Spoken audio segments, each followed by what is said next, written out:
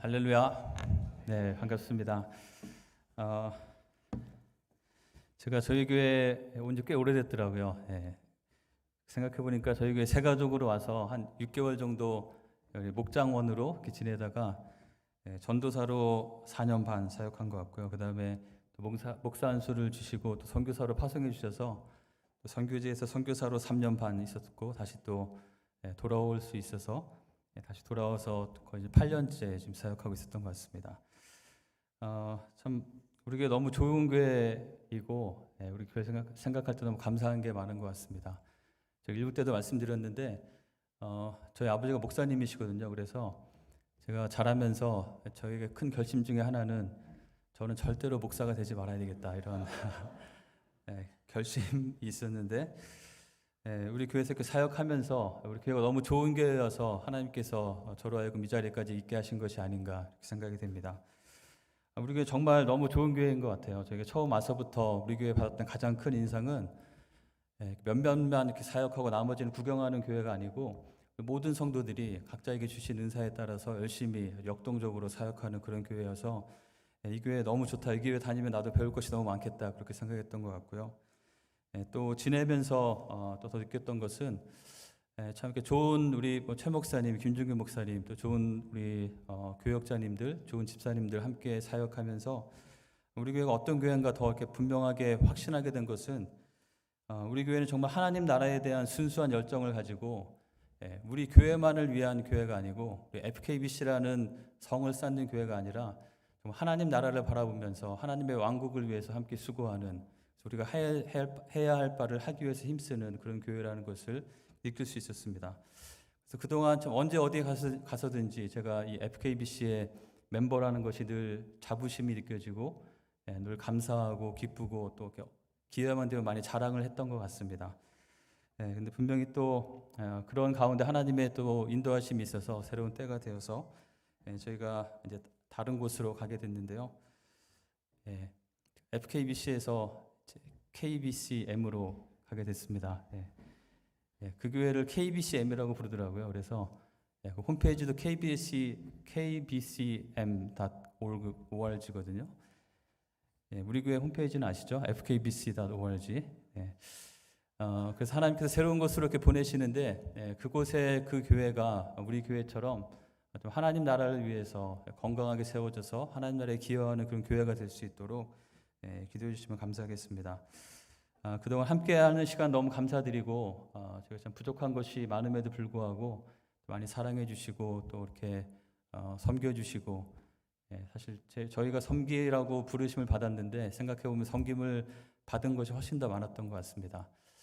저희의 부족함을 잘 아시기 때문에 저희를 위해서 더 기도해 주셔서 제가 새로운 곳에서도 또 신실한 목회자로 사역할 수 있도록 기도해 주시면 감사하겠습니다.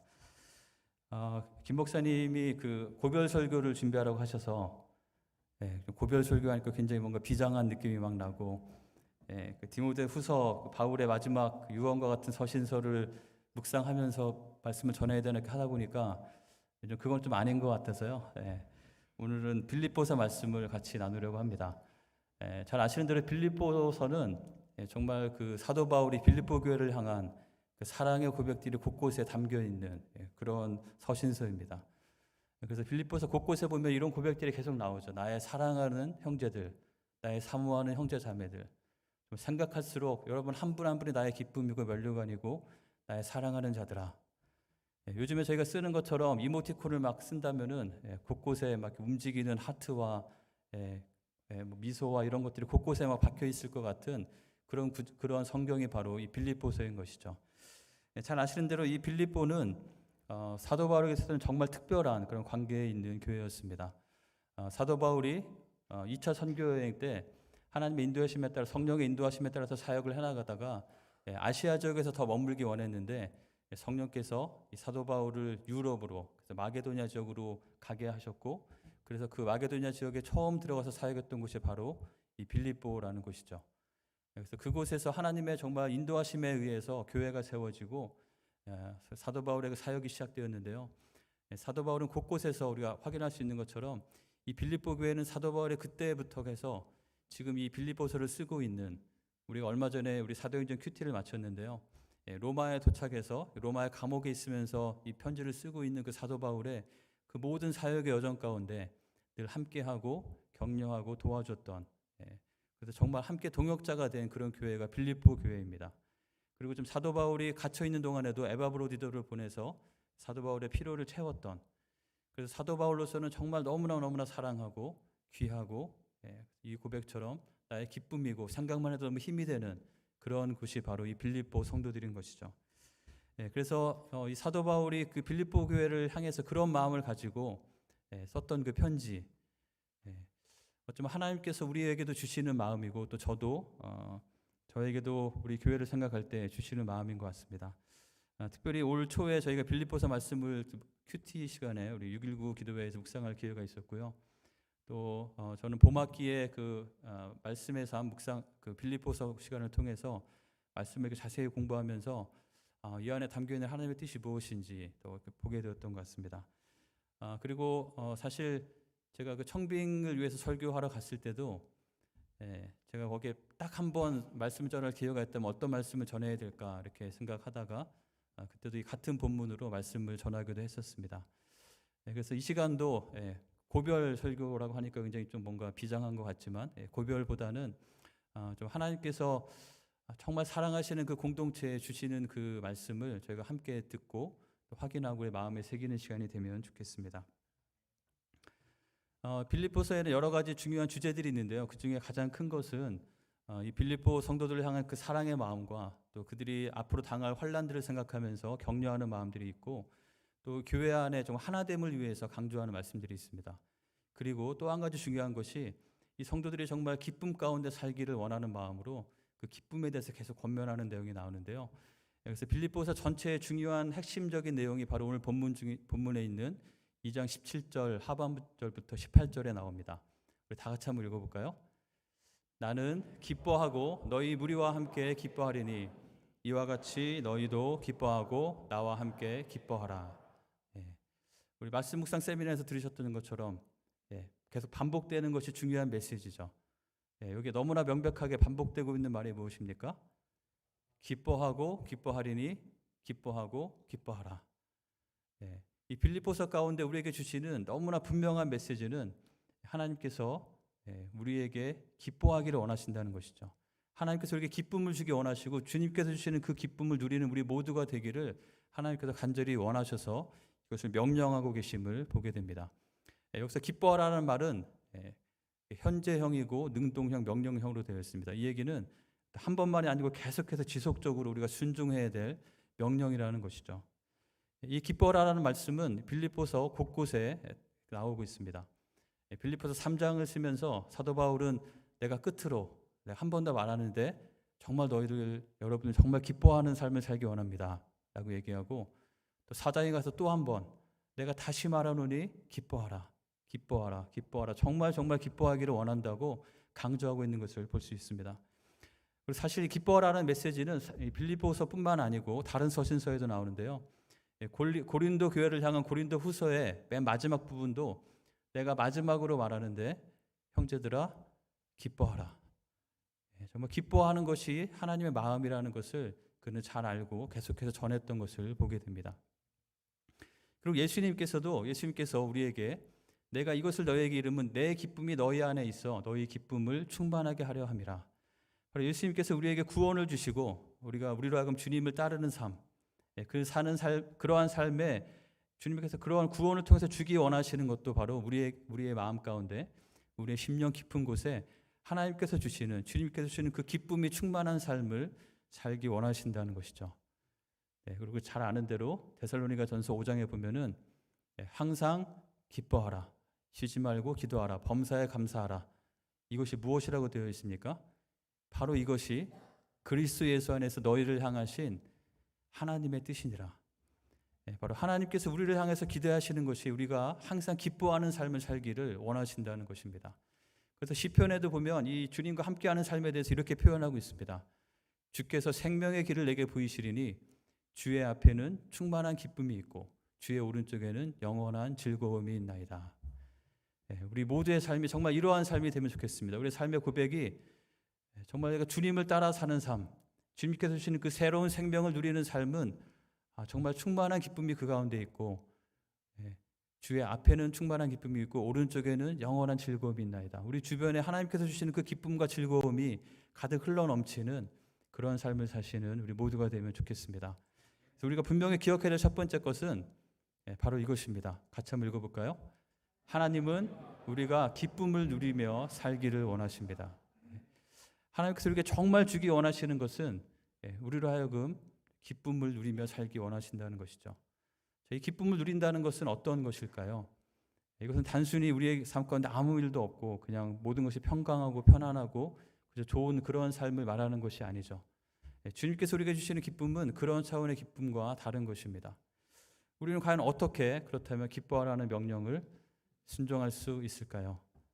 저 그림에 나온 사람처럼 집게를 이용해서 기뻐하는 삶을 살 수 있을까요? 여러분의 현재의 삶은 어떠십니까? 여러분의 마음은 어떠십니까? 여러분의 마음 가운데, 삶 가운데, 우리가 살아가는 가운데는 우리도 알 수 없는 불확실한 것들이 늘 있게 마련이고, 또 우리가 잘 하려고 하지만 잘 되지 않는 어려움도 있고, 또 우리의 연약함으로 인해서 당하는 고통과 또 연약함도 있습니다.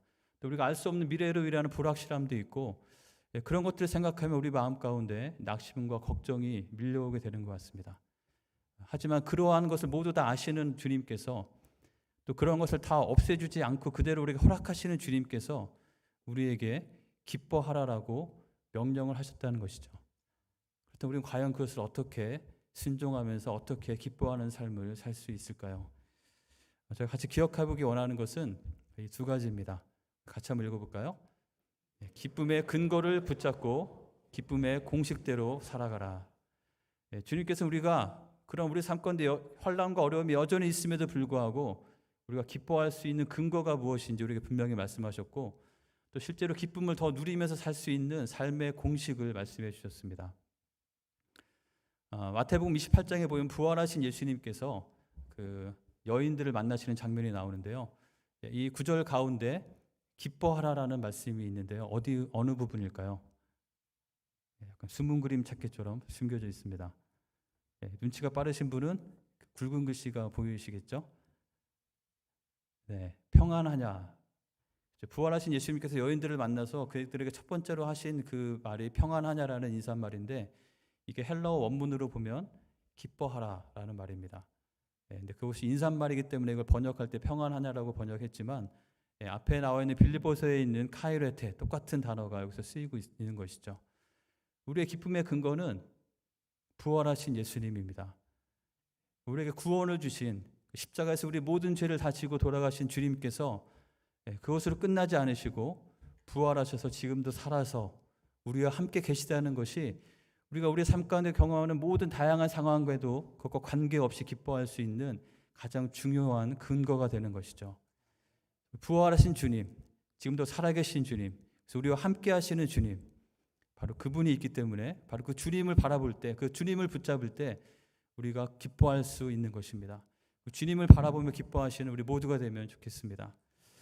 그리고 또 한 가지는 우리의 기쁨의 근거는 우리의 어떤 일들이 잘 되고 비즈니스가 잘 되고 어떤 일들이 형통하고 우리의 사역이 막 번창하고 하는 것에 있지 않다는 것입니다.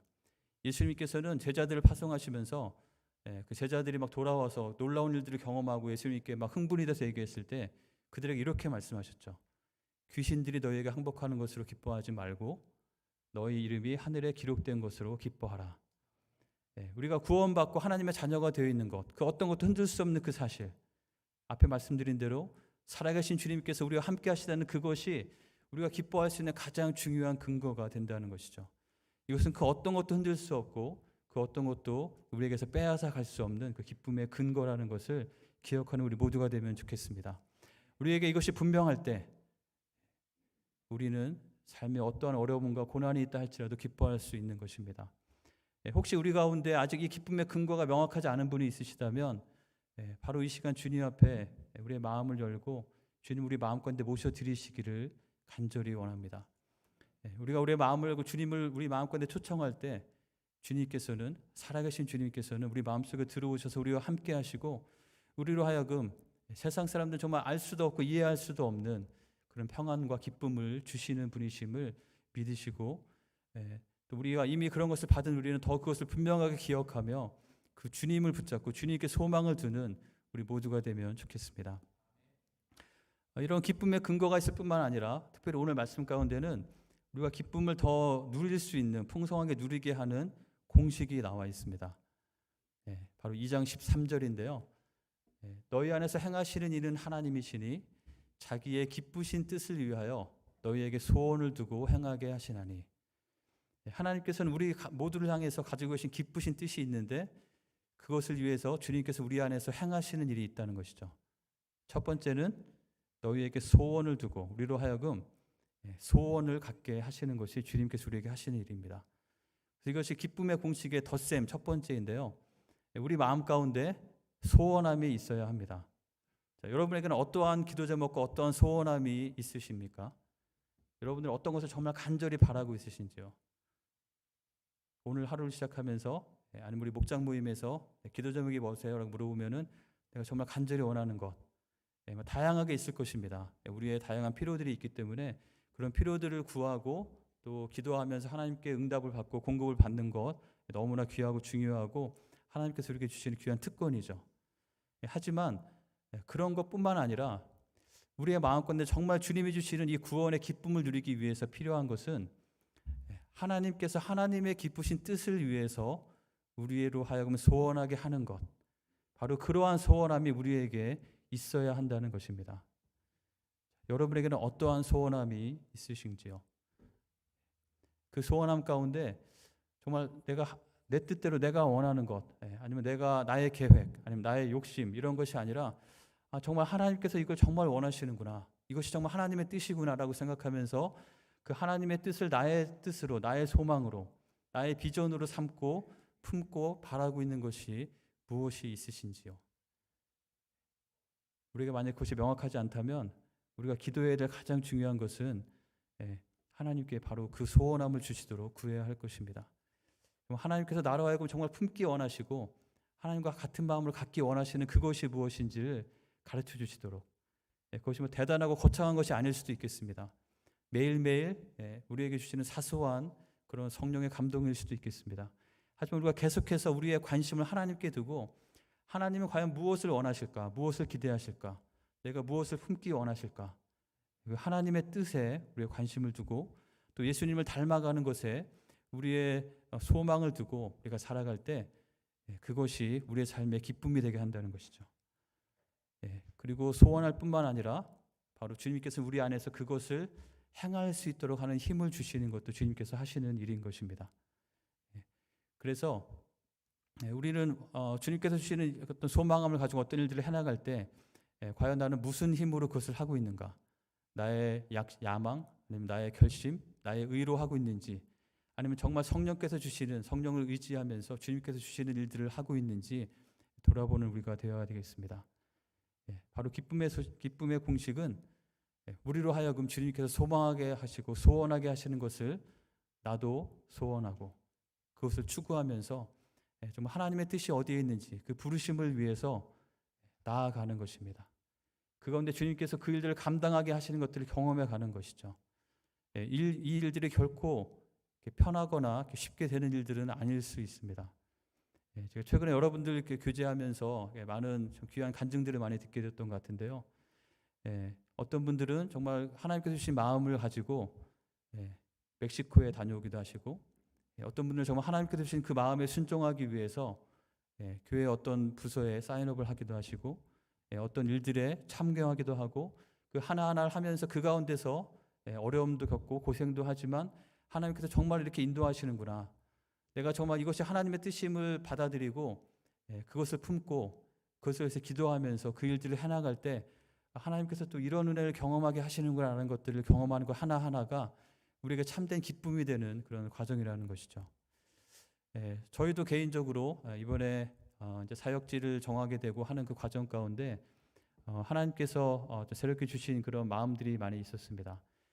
특별히 하나님의 교회에 대한 새로운 마음들과 기대감들을 많이 주셨고, 이곳이 너무나 좋고 이곳이 한 분 한 분 여기는 고향과 같은 정말 친정과 같은, 제가 시집을 가보지는 않았지만 마치 시집 가는 것 같은 느낌인데요. 그렇지만 하나님께서 새로운 마음들을 주시고 그것들을 바라보게 하시고 그 가운데 보여주신 길을 따라서 그 발걸음을 걸어가는 것, 하나님께서 부르셨기 때문에, 주님께서 소원함을 주셨기 때문에 주님께서 인도하실 것이라고 믿고 가는 발걸음인데요.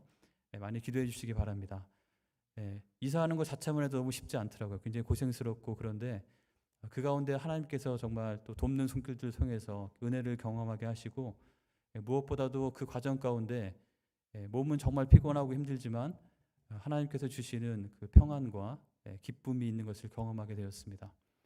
우리의 삶 가운데도 주님께서 우리 가운데 착한 일을 시작하시고 그 일을 이루어 가시는 하나님의 은혜가 있음을 기억하시고, 이것이 계속해서 우리의 삶 가운데 더해지는 삶을 살 때 그것이 바로 기쁨의 공식이라는 것을 기억하시면 좋겠습니다. 내 뜻과 나의 계획이 아니라 정말 하나님께서 주시는 소원함이 무엇인가, 나는 오늘 어떠한 그러한 소원함을 가지고 있는가 늘 질문하시기 바랍니다.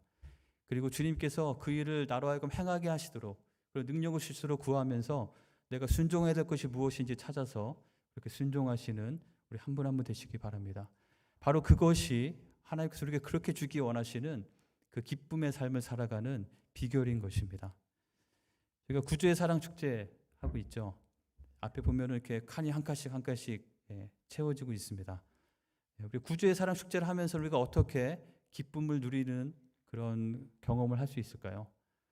이것이 1년에 한 번씩 오는 거기 때문에 그냥 또 때가 됐나 보다 이렇게 생각하고 지나는 것이 아니라, 좀 하나님께서 이 시간을 통해서 어떤 것을 기대하고 계시는지, 또 나로 하여금 어떤 마음을 품기 원하시는지, 그런 마음을 함께 품을 수 있는 우리 모두가 되기 원합니다. 만약에 우리 마음 가운데 별 감동이 없다면 하나님께 정말 간절히 기도하기 원합니다. 주님께서 나로 하여금 품기 원하시는 그 마음을 품고 그것을 내가 소원하게 되고, 또 주님께서 감동을 주시는 일들, 내가 누구를 찾아가야 할지, 누구를 만나야 할지, 어떻게 섬겨야 할지, 그것을 우리가 따라서 순종해 나갈 때 바로 그러한 것 하나하나가 우리로 하여금 주님과 동행하면서 살아가는 그 기쁨의 비결이 되는 것입니다. 기쁨의 공식에 빼야 될 것도 있습니다. 14절에 이어지는 14절에 보면 빼야 될 것이 두 가지가 나오는데요. 무엇일까요? 원망과 시비는 빼야 합니다. 왜냐하면 이 원망과 시비는 우리로 하여금 기쁨을 빼앗아가는 그런 요소이기 때문입니다. 우리뿐만 아니라 이런 것들이 모임 가운데 공동체 안에 있게 될 때 우리 전체의 기쁨이 빼앗기게 되기 때문에 이것은 너무나 중요한 것입니다. 저는 개인적으로 제가 대학 때부터 저의 평생의 약속의 말씀으로 제가 기억하려고 하는 그 말씀이 있는데요. 이사야 58장 9절에서 11절 말씀입니다. 이번에 제가 사역지를 정하면서도 이 말씀을 더 묵상하고 기도하게 됐는데요. 앞부분에 이런 말씀이 나옵니다. 만일 내가 너희 중에서 멍에와 손가락질과 허망한 말을 제하여 버리고, 빼버릴 것이 있다는 것이죠. 멍에 무겁게 하는 것들과 서로 비난하고 원망하는 손가락질과 불필요한 허망한 말들을 제하여 버리고, 무엇을 해야 하냐면 줄인 자에게 내 심정을 동하고 괴로워하는 자의 심정을 만족하게 하면, 하나님의 마음이 있는 그 줄인 사람들, 괴로워하는 사람들, 하나님의 나라에 필요가 있는 그곳을 내가 어떻게 돕고 채울 수 있을 것인가, 거기에 대해서 소원하고 하나님께서 힘을 주시고 감당할 수 있도록 능력을 주시도록 구하며 나아갈 때 어떤 약속이 있냐면, 내 빛이 흑암 중에서 떠올라 내 어둠이 낮과 같이 될 것이며, 우리에게는 빛을 비출 수 있는 빛이 없습니다. 우리에게 주님이 없다면 우리는 그저 흑암이고 어둠일 뿐이죠.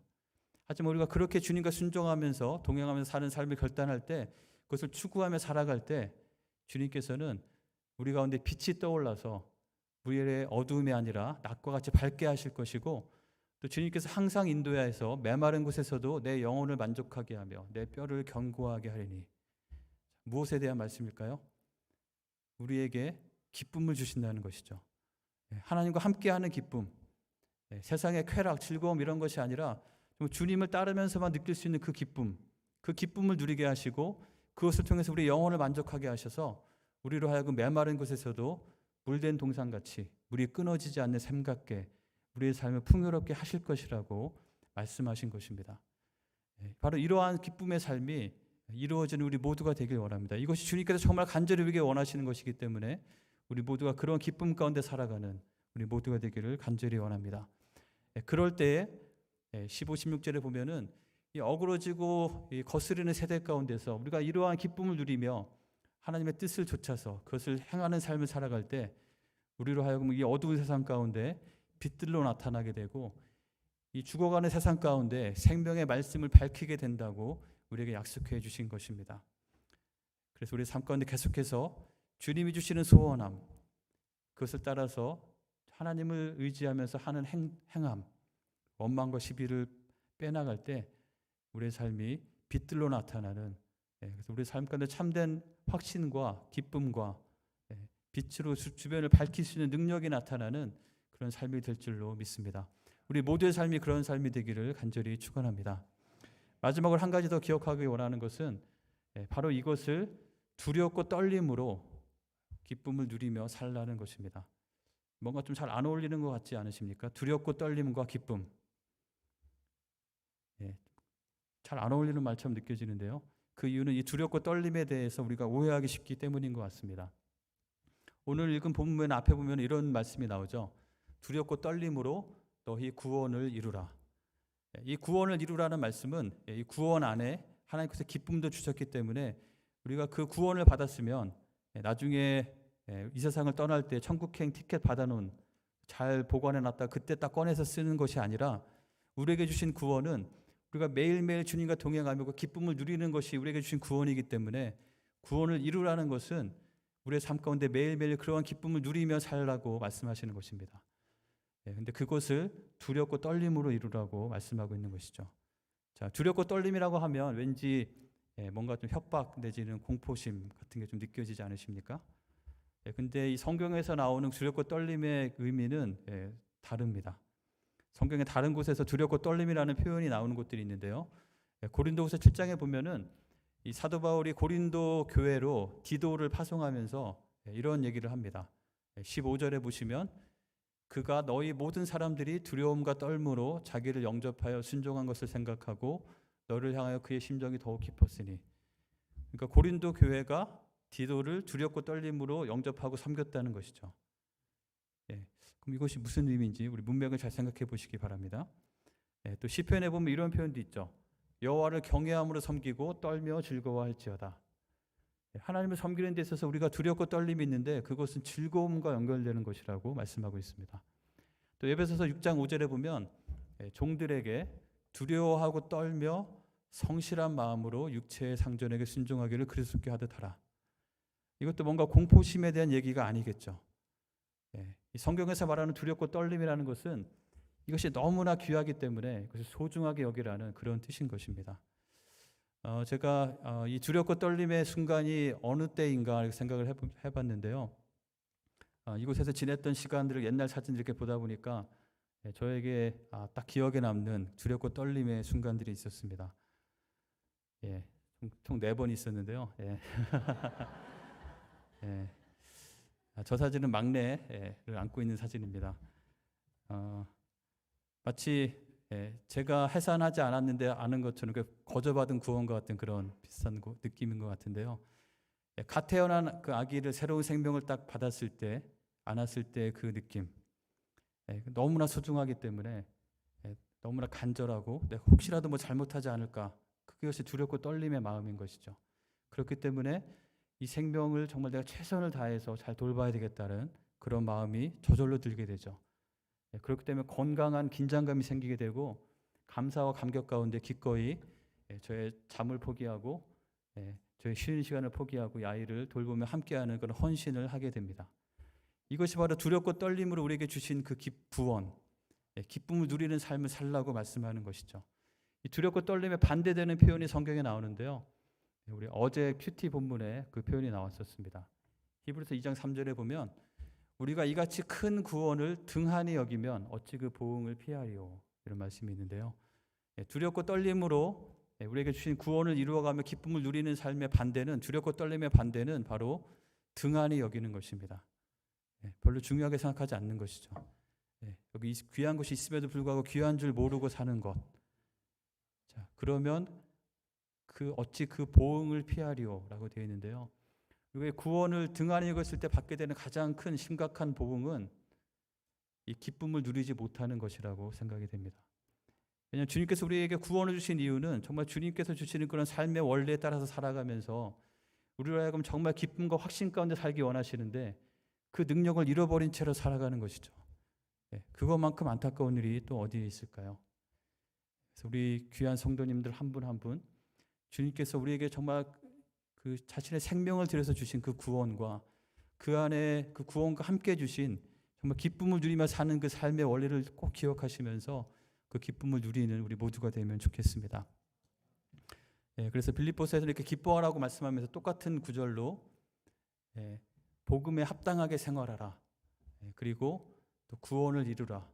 이것이 다 연결되는 것이죠. 복음으로 말미암아 얻은 그 구원을 이루어가는 삶이 바로 우리가 기뻐하면서 살아가는 삶인 것이죠. 사도 바울은 자기 자신이 매여 있는 상황임에도 불구하고 자신은 하나님의 뜻에 따라서 소원함이 있었고 그것에 따라 순종하는 삶을 살았을 때 그의 마음에는 기쁨이 넘쳤습니다. 그래서 그 기쁨을 이 빌립보 성도들도 동일하게 누리기 원한다고 말씀하고 있는 것이죠. 특별히 이 두 구절을 보면은 밑줄 친 것처럼 가보나 떠나 있으나 이런 표현들이 있습니다. 또 나 있을 때뿐 아니라 더욱 지금 나 없을 때에도 이런 표현이 있는데요. 저희가 같은 공동체에서 함께 주님을 섬기든지 아니면 좀 떨어져서 다른 곳에 피지컬리 떨어져 있든지 관계없이 이 사도 바울이 빌립보 성도들을 향해서 가졌던 그런 간절함처럼 우리도 각자 있는 곳에서 주님께서 우리를 부르시고 있게 하신 그곳에서 두렵고 떨림으로 귀하게 여기는 마음으로 주님께서 우리에게 주시는 그 구원에 합당한 삶, 하나님의 마음을 품고 소원함을 주시도록 구하고 그것을 위해서 순종해가는 삶을 통해서 기쁨을 누리며 그런 기쁨의 소식들이 서로에게 더 나뉘어지고 그 나누어지는 소식을 통해서 우리가 서로를 더 격려하고 우리의 기쁨이 더욱더 커지게 되는 그런 은혜가 있기를 간절히 축원합니다. 우리 같이 한번 기도하면 좋겠습니다.